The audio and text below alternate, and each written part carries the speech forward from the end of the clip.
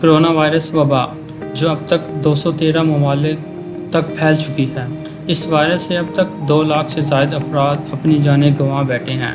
طبی ماہرین کی تحقیق کے مطابق کرونا وائرس سے متعلق چند تحقیقی نتائج پر ہم روشنی ڈالتے ہیں۔ اس سے پہلے چینل کو سبسکرائب کر لیں اور اپنی رائے کا اظہار کریں۔ طبی ماہرین کے مطابق کرونا وائرس کی وبا کا سب سے زیادہ خطرہ بزرگ افراد کو ہوتا ہے، دوسرے نمبر پر جن کا مدافعتی نظام کمزور ہوتا ہے، تیسرے نمبر پر شوگر کے مریض اور آخر میں موٹاپے کا شکار افراد کو کرونا وائرس کا سب سے زیادہ خطرہ ہوتا ہے۔ نیو یارک سٹی کے شعبہ سائنس کے ماہرین کے مطالعے کے دوران شواہد کی بنیاد پر یہ بات سامنے آئی ہے یہ وائرس سطح پر کئی دن زندہ رہ سکتا ہے۔ طبی ماہرین نے فرش کو روزانہ کی بنیاد پر جراثیم کش محلول سے صاف کرنے کی ہدایات جاری کی ہیں۔ کیا وائرس مردہ جسم سے پھیل سکتا ہے؟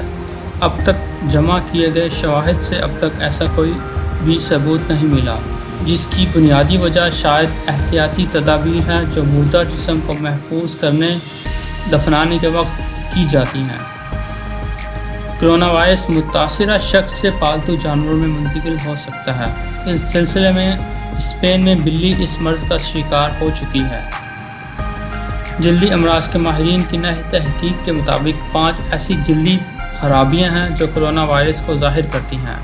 نمبر 1، 19% لوگوں میں خسرہ جیسی علامات ظاہر ہوتی ہیں جس میں چھالے اور سوزش دیکھی جا سکتی ہیں۔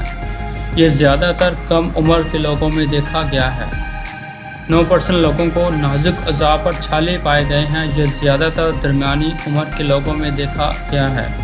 20% لوگوں میں مسلسل خارش کی وجہ سے زخم کے نشانات بن جاتے ہیں۔ 50% لوگوں میں سرخ دھبوں والی الرجی کی علامات دیکھی گئی ہے جو عام جلدی بیماریوں جیسے ہوتی ہے۔